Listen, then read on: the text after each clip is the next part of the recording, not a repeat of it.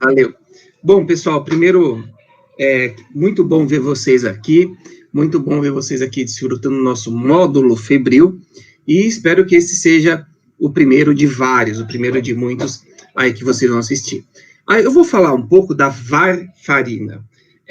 O varfarina é uma droga extremamente interessante, eu vou falar um pouquinho das origens, de como ela começou. Uma coisa importante para vocês lembrarem, muitas coisas importantes da varfarina, muitas coisas que são peculiares da varfarina, não são uma culpa da varfarina. Por exemplo, a varfarina, o Tarso mostrou brilhantemente que em muitas situações ela tem um risco maior, às vezes, de sangramento do que os novos anticoagulantes. Esses trials, esses grandes trials que foram feitos de anticoagulação, mostraram que em muitas situações, por exemplo, alguns novos anticoagulantes podem ser até melhores do que a varfarina. Mas tem uma coisa importante. A varfarina é uma droga que, ao contrário do novo anticoagulante, que é one size fits all, ou seja, que uma dose é boa para quase todos os pacientes, então a mesma dose de anticoagulante serve para praticamente todo mundo. No caso da varfarina é diferente, é uma droga que precisa ajuste. E eu vou dizer uma coisa, a maioria da reputação ruim da varfarina, a maioria do pessoal acha que a varfarina não é boa, é porque é culpa do médico, não culpa muito da droga e não culpa muito do paciente. Infelizmente, a varfarina é uma droga que precisa de ajuste, e é um ajuste fino. Existe um método para isso, que a gente vai mostrar, que é o já conhecido e famoso protocolo Gran Turismo. Com esse protocolo, a gente consegue ajustar bem a dose de varfarina, a gente vai ver. Mas por que saber varfarina? Por que é importante saber varfarina? Que, embora existam grandes estudos em algumas situações clínicas, tem grandes estudos em fibrilação atrial, grandes estudos, por exemplo, fibrilação atrial não valvar. Nós agora estamos desenvolvendo estudos de anticoagulantes orais, novos anticoagulantes orais, em situações de valvopatia, que eram situações que tinha muita dúvida, eu posso usar, não posso usar, funciona, não funciona. A gente não sabe isso ainda, estamos explorando isso. Mas existem muitas situações em que a experiência clínica é maior do que qualquer trial que possa existir. Há uma enorme gama de situações trombogênicas que a gente tem que usar varfarina, tá? Existem doenças protrombóticas, existem síndromes hematológicas, deficiência de proteína S, protrombina mutante, existem muitas trombofilias em que a varfarina tem um estudo, um uso e tem um benefício comprovado. E é muito difícil usar os novos anticoagulantes e fazer trials para todas as situações clínicas. E existem situações mesmo em cardiologia, como o Tarso mostrou, prótese mecânica, paciente com clearance de creatinina diminuído, e muitas outras, que o novo anticoagulante ainda não vai muito bem.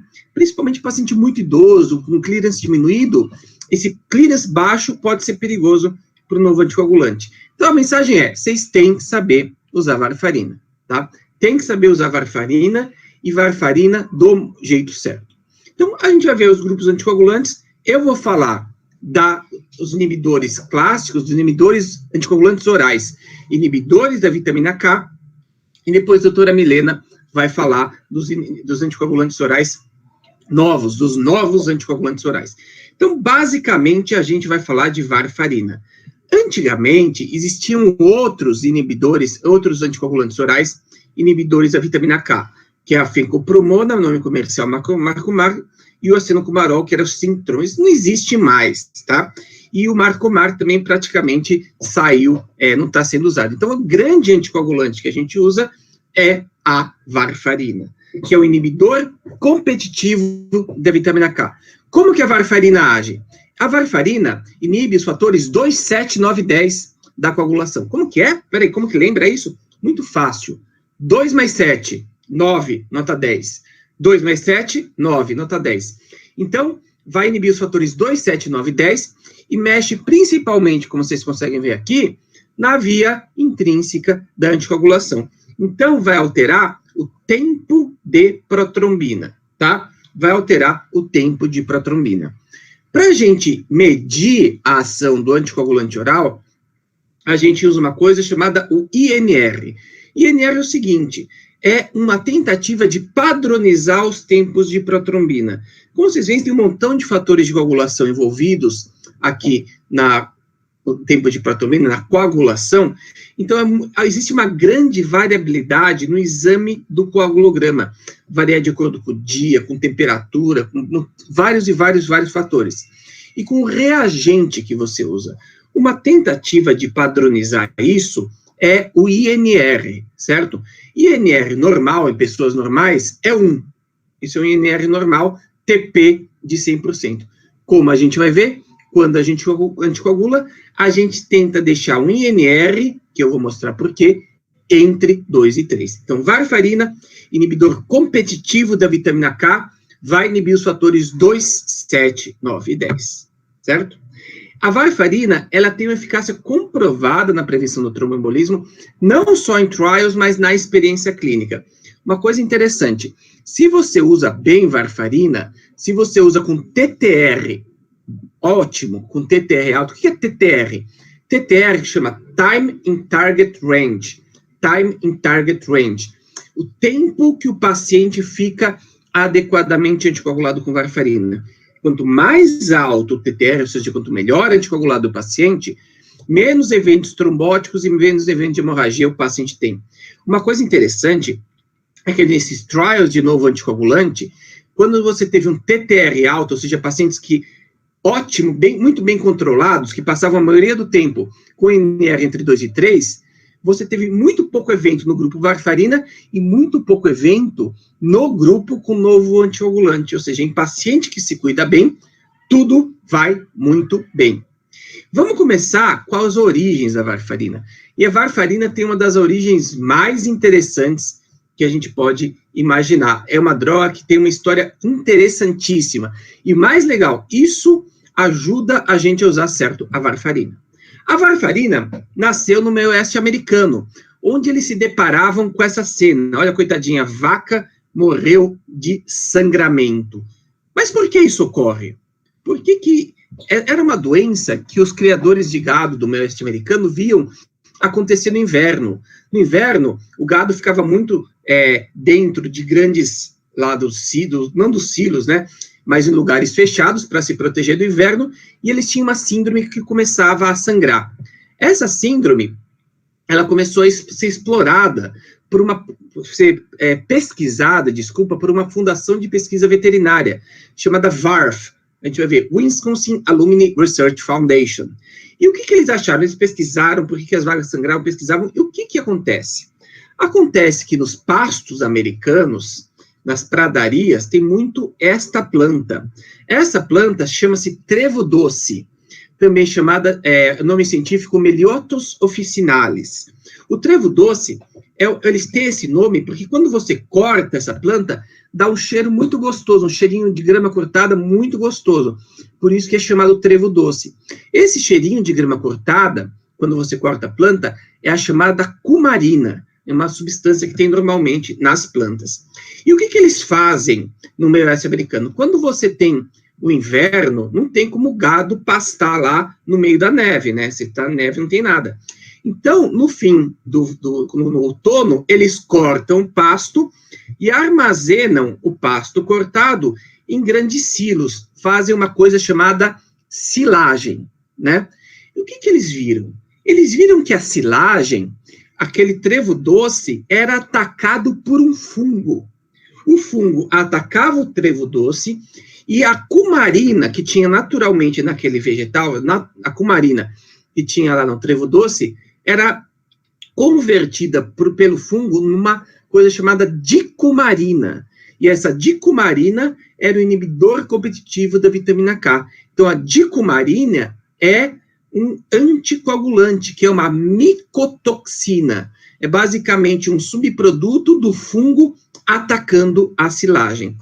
E o gado, quando comia em lugares fechados essa silagem atacada pelo fungo, começava a ter a síndrome da vaca sangrante, né? Começava a ter essas hemorragias causadas pelo dicumarínico.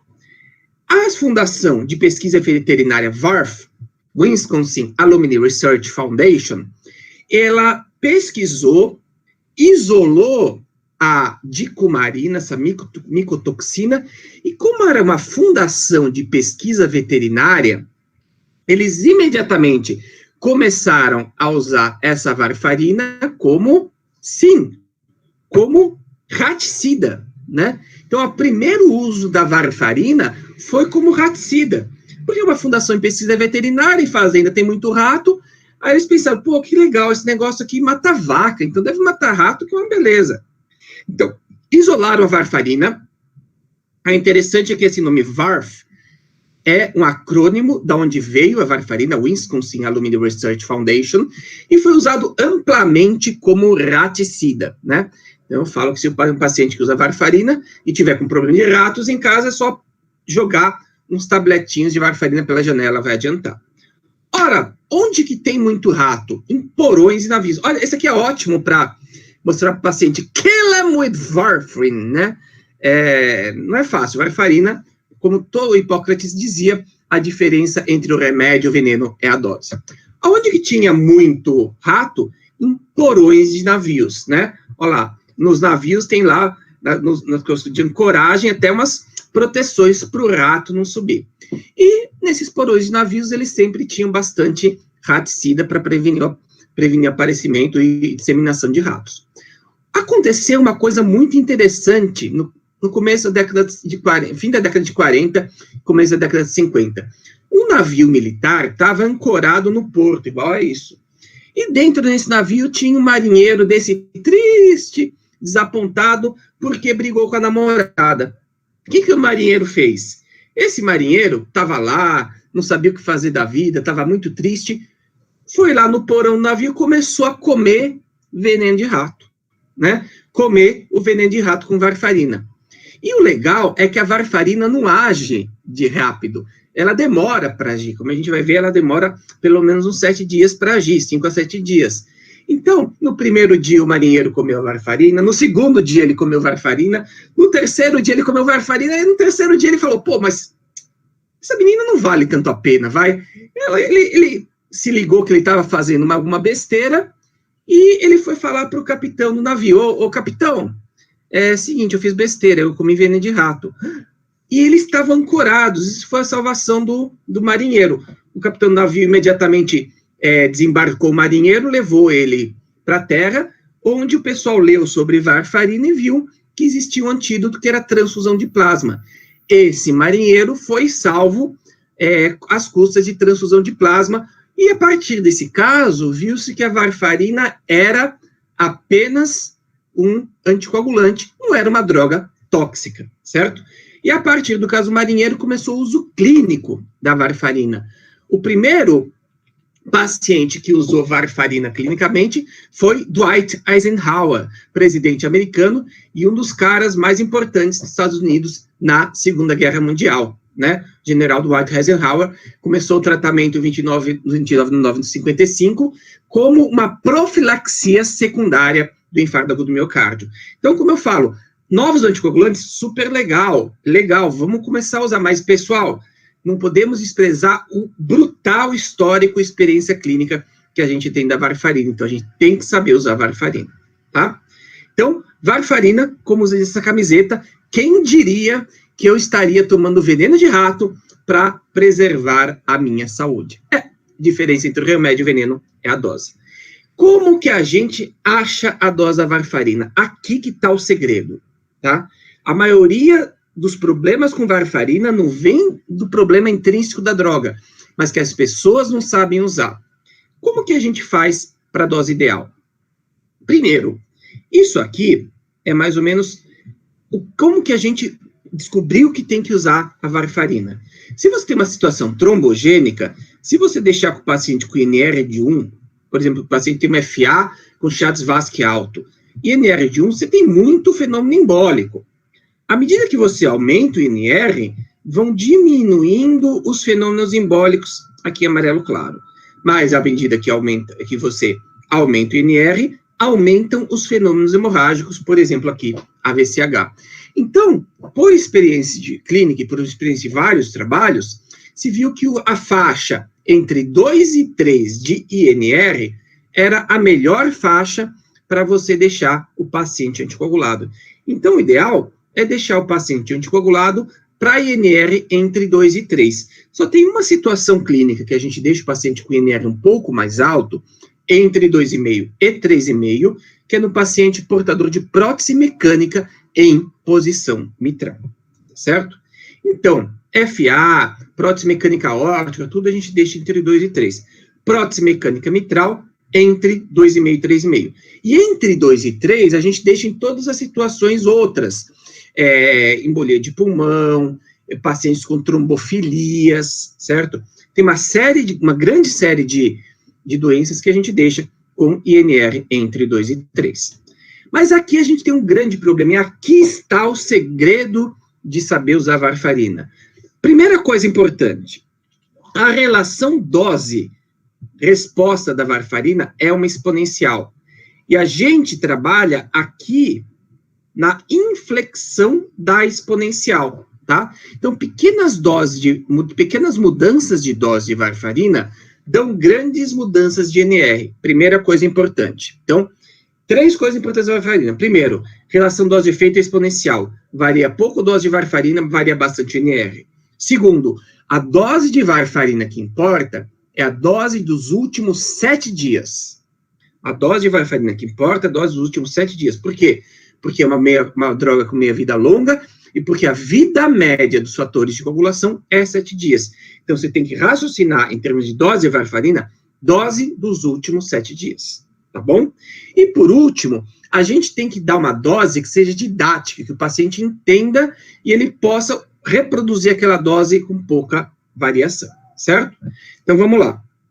A dose que interessa da varfarina é a dose semanal. Cuidado com dose incorreta. Você tem que dar, digamos, só 2 doses semanais, apenas 2 doses semanais, e a dose diferente tem que ser sexta, sábado ou domingo. Isso é uma norma do protocolo Gran Turismo. Por quê? Porque o paciente lembra, sexta já é fim de semana, e sábado e domingo é fim de semana. Então, ele sabe que no fim de semana ele tem que usar uma dose diferente. A dose tem que ser didática. A dose, o paciente tem que entender aquela dose, tem que ser fácil de reproduzir, fácil de lembrar. Nenhum paciente vai lembrar que tem que tomar uma dose diferente de varfarina uma terça-feira. Terça é um dia idiota, em que nada acontece, tá? Então, como que é o protocolo? O nosso protocolo de ajuste de varfarina é o protocolo Gran Turismo, certo? Por que ele chama protocolo Gran Turismo? Porque quando você está dirigindo o joguinho, que está aqui o Gran Turismo, você vai com a direção bem suave. Você não faz movimentos bruscos. Se você não tiver movimentos bruscos, você sai da pista. Então, é mais ou menos quando você está numa pista de corrida. Então, aqui, por exemplo, lá em Interlagos, né? Eu estou aqui dirigindo apenas para aperfeiçoar minhas habilidades de anticoagulação oral. Aqui em frente a gente tem um belo Alfa 145, né? Então, lá, reto após Interlagos, vocês podem ver os movimentos suaves ao fazer aqui a descida do lago, né? Descida do lago, movimentos suaves, tudo tranquilo, né? Tudo sossegado. E assim é o protocolo Gran Turismo. Nós temos que fazer movimentos suaves, movimentos tranquilos. Quais são as bases do protocolo Gran Turismo? Primeiro, máximo de 2 doses diferentes de varfarina, tá? Você não pode dar 3 doses por semana, no máximo 2 doses diferentes. A dose diferente, ou vai ser sexta, ou sábado, ou domingo, porque são dias que é fácil de lembrar. A gente vai variar no máximo meio comprimido por semana. Calma que eu vou dar exemplos. Variação máxima, meio comprimido por semana, tá? Então, é Gran Turismo, é bem pouquinho que você varia. Eu não acredito naqueles esquemas de 20%, não sei o quê, eu acho que esse é mais didático. E qual que é o melhor controle de INR? A varfarina exige controle de exame de sangue. Exige você controlar a anticoagulação pelo INR. O ideal é você fazer a cada 2 semanas com um aparelho chamado CoaguCheck, ou similar, que é o aparelho que faz TP igual faz glicemia. Não tem aqueles medidores domiciliares de glicemia, tem aqueles medidores também de coagulação que o doente pica o dedo e consegue fazer a coagulação com isso, tá? Coisas importantes. Todos nós preconizamos que o paciente não faça dieta. Muitos autores recomendam dietas com baixo conteúdo de vitamina K, não comer verduras verdes escuras, etc. Não é uma boa. Não é uma boa. Por quê? Porque se você comer pouca vitamina K, aumenta a labilidade do INR. O INR fica mais variável. Então, o ideal é que você fale para o paciente, não faça nenhuma dieta, coma normalmente.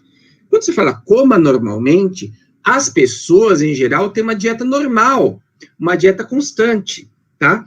Claro que tudo pode alterar a varfarina. Há grandes interações medicamentosas. Por exemplo, se o paciente comer muita manga pode aumentar o efeito da varfarina. Qualquer remédio pode interagir e aumentar o efeito da varfarina. Então, dieta, não complique. Fala, não faça dieta, coma normalmente. Assim, o paciente vai ter uma dieta normal e com bastante vitamina K, o que melhora o controle do INR, tá? E a gente tem que ter o máximo de didático. A gente tem que ser didático quando faz a receita. Vamos fazer o quê? Varfarina, meio comprimido de segunda a sexta, e um sábado e domingo, por exemplo, tá? E como que você controla isso? Você controla, idealmente, com o CoaguCheck. O CoaguCheck nada mais é do que um aparelho muito similar àqueles medidores de glicemia, tá? Que você tem um aparelho, que você pica o dedo, põe no aparelho e você vê o resultado de INR. Claro que tem muitos lugares ainda, a gente é assim, lá no Incor, no SUS, por exemplo, em que o paciente tem que ver lá, para o que está fazendo, não vai trabalhar, vai ao laboratório, colhe exame de sangue, espera o exame de sangue sair, mostra para o médico. Isso é terrível da varfarina, realmente o cara perde uma manhã ou uma tarde fazendo isso.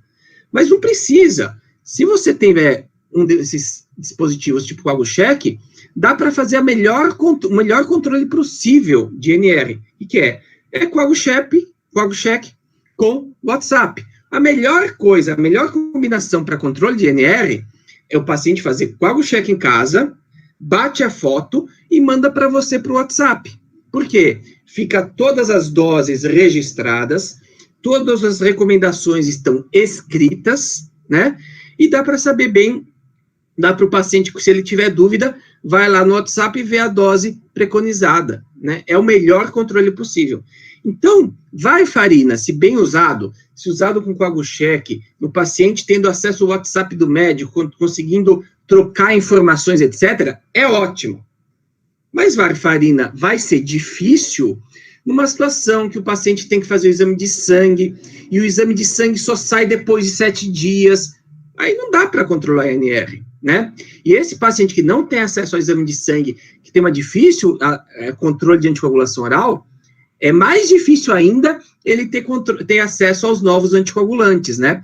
Falar para um paciente que não consegue fazer exame de INR, que tem dificuldade de fazer exame de sangue, para tomar novo anticoagulante, parece aquilo da Maria Antonieta. Se não tem pão, que comam brioches, certo? Então, como que a gente faz? A gente nunca alterna um comprimido num dia e meio no outro. Não pode. O paciente não sabe que tomou no dia anterior. Ah, quanto eu tomei ontem? Eu não sei, vou tomar dose maior. Não pode. Como que você escreve na receita? Sempre escrever por extenso meio. Isso aqui pode ser interpretado como 1 ou 2. Isso aqui pode ser interpretado como 0 ou 5. Escreva meio, tome meio comprimido nesse dia. Então, vamos ver isso na prática. Como que a gente faz? Exemplo. Imagina que tem um paciente tomando um comprimido de segunda a sexta e meio sábado e domingo. INR 1,7. O que eu vou fazer? Eu vou aumentar meio comprimido por semana. Então, vou fazer um comprimido de segunda a sábado, aumentei meio no semana, e metade no domingo, certo? Metade no domingo. Acabou, resolvido. Fazer novo INR, idealmente em 2 semanas, tá? No máximo depois de 1 mês. O que eu gosto, se o paciente tiver CoaguCheck, você faz em 2 semanas. Ah, não, o paciente tem que fazer o controle pelo exame de sangue, colhe no laboratório. Então, você repete em 3 semanas 3 a 4 semanas, repete o exame e vê se o INR está em valores adequados, tá? Se o paciente, por exemplo, toma meio comprimido todos os dias, INR 1,5, conduta, vou aumentar metade por semana, meio comprimido de segunda a sábado, um comprimido aos domingos. Estão entendendo? Mais um exemplo. Paciente toma um comprimido todo dia, está com INR muito alto, 4,2. Opa, tá com sangramento? Não. Se tiver sangramento, a gente tem que dar vitamina K ou dar até antídotos de anticoagulação, que a gente vai ver. O que a gente faz? Vamos suspender um pouco a medicação, certo? Vamos suspender uns 2 dias a medicação para dar tempo do INR cair e reiniciar. Vamos diminuir meio por semana. Um comprimido de segunda a sábado e meio aos domingos. Por aí vai. É bem suave. Mais um exemplo. Vamos fazer um ajuste total de INR. Paciente tomando meio comprimido todos os dias, INR 1,2. Vamos aumentar. O que eu faço? Meio comprimido de segunda a sábado, um inteiro no domingo. Olha lá, aumentei para meio de segunda a sábado, um no domingo. 3 semanas depois, ou 2 semanas depois, fez novo INR, 1,3. Não tá bom. Tem que ser entre 2 e 3. Vamos aumentar mais, meio por semana. Aumentamos meio por semana. Foi para meio comprimido de segunda a sexta, e um inteiro sábado e domingo. INR 1,5. Melhorou, mas ainda não está no alvo. Olha lá, vou aumentar mais meio por semana. Presta atenção. Vou aumentar para, olha lá, meio comprimido de segunda a quinta e um inteiro sexta, sábado e domingo. Espero 2 a 3 semanas, faço o novo INR. 1,8. Opa, tá quase lá. E agora, peraí, olha só. Meio comprimido de segunda a quinta e um comprimido de sexta, sábado, domingo. Eu preciso aumentar a dose. E agora? Eu só posso dar dose diferente sexta, sábado, domingo. Já sei, é só inverter. Olha só. Ele vai tomar um comprimido de segunda a quinta e meio sexta, sábado, domingo. Pronto. Eu inverti, entenderam? Inverti. Um de segunda a quinta, 4 dias sexta, domingo, meio. Aumentei, pau, foi para 2,8, tá na faixa. Nota que subiu de 1,8 para 2,8. Isso é normal, só com meio comprimido, porque é aquela fase exponencial, aquela variação exponencial da dose de varfarina, tá bom? Isso é extremamente importante. A gente tem que ir bem suave, certo? Ou com tempo de protromina, e quando está estabilizado. Se vai fazer exame de sangue, o ideal é fazer exame de sangue a cada 30 dias. Quanto mais estrito, quanto mais frequente o controle de INR, melhor a qualidade da anticoagulação. Por isso que se o paciente tiver o coagucheck para ele usar em casa, o ideal, eu recomendo que o paciente faça o tempo de protrombina, faça o INR a cada 2 semanas. O ideal, a cada 2 semanas, você deixa o paciente perfeito, você deixa ele sempre na faixa, tá? Quanto mais espaçados os ajustes de INR, quanto mais espaçados os exames de tempo de protrombina para ajustar o INR, pior o controle de anticoagulação, tá bom? Então, a gente tem que obedecer a prescrição, fazer exames quanto mais frequentes melhor, ou coagucheck melhor ainda, e cuidado com medicação associada. Toda medicação associada pode alterar o INR. Então, se o paciente começa antibiótico, começa qualquer medicação, a orientação é, espere uma semana da nova medicação e faça INR para ver se... Melhor que ter tabelas de interação com varfarina é pensar, toda droga pode alterar a varfarina, sim. Todas as drogas, você imagina, podem interferir com varfarina. Até manga interfere com varfarina, quanto mais qualquer remédio, tá bom? Às vezes a gente tem que limitar a varfarina. A gente, claro, que tem muita cirurgia, a maioria das cirurgias você não pode operar com anticoagulante, sangramento, dengue e assim vai, certo? Quando você tem um sangramento, uma coisa importante, pessoal, todo tratamento anticoagulante é um tratamento preventivo. Todo tratamento anticoagulante é um tratamento preventivo. Se você tem um sangramento, sangramento é um evento clínico. Você tem que parar qualquer tratamento anticoagulante. Porque todo tratamento anticoagulante ele é profilático. Na vigência de sangramento, a conduta é suspender a anticoagulação, independente do que o paciente tenha, e reverter a anticoagulação oral, tá? Quando tem cirurgia de emergência, um sangramento, um acidente, eu preciso reverter essa anticoagulação, o que a gente faz? Vitamina K e V, ele começa a agir depois de 10 a 14 horas, ou seja, se o paciente tem um sangramento ativo, você não pode só dar vitamina K, você pode dar plasma fresco ou complexo protrombínico, tá? Plasma fresco é um ótimo reversor, complexo protrombínico é melhor ainda. Infelizmente, o complexo protrombínico, ele age muito rápido, ele age em 40 minutos, mas ele é muito caro, tá? O ideal para paciente que está sangrando por anticoagulante oral, o melhor tratamento mais rápido é complexo protrombínico, como o Dr. Stocco está mostrando aqui, né? Complexo protrombínico, nome comercial Beriplex. O problema é que é uma droga cara e relativamente pouco disponível. Uma das grandes vantagens da varfarina até recentemente era justamente que era a única droga que tinha um antídoto específico. Hoje já começam a existir antídotos para os novos anticoagulantes orais, tá? Bom, então a gente tem que ter cuidado de prescrever o varfarina. E cuidado também de não deixar um valor de NR muito alto. Por isso que a gente tem que deixar, de preferência, entre 2 e 3, que é a faixa em que existem menos sangramentos e menos problemas de superdosagem. Ok? Bom, são 8h59, estou bem na hora. Eu quero saber se vocês têm alguma dúvida. Deixa eu ver aqui. A cirurgia vai ser segura? Tem uma pergunta aqui da Laiane. A cirurgia, então, vai ser segura se o NR tiver 2 a 3? Não, peraí. Se você precisar fazer uma cirurgia, precisar fazer uma cirurgia qualquer que vai sangrar, você tem que deixar NR de 1. NR de 1, ou seja, paciente não anticoagulado. Existem algumas cirurgias, são poucas, você pode fazer com NR entre 2 e 3, paciente anticoagulado. Exemplo, a maioria das cirurgias dentárias, extração dentária, tudo, você pode fazer com o paciente anticoagulado, desde que o dentista saiba o que está fazendo. Ele tem que usar uma técnica específica, usar o Gelflan, tem que estar habituado a lidar com o paciente anticoagulado. O que mais?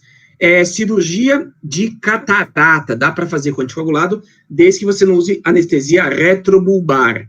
Mas se você usar só anestesia tópica, dá para fazer cirurgia de catarata. E cirurgias dermatológicas, se você vai tirar uma pinta, vai tirar uma verruga, uma coisa assim, você pode fazer pequenas cirurgias dermatológicas com anticoagulante, vai sangrar mais, mas você consegue fazer hemostasia adequada, tá bom?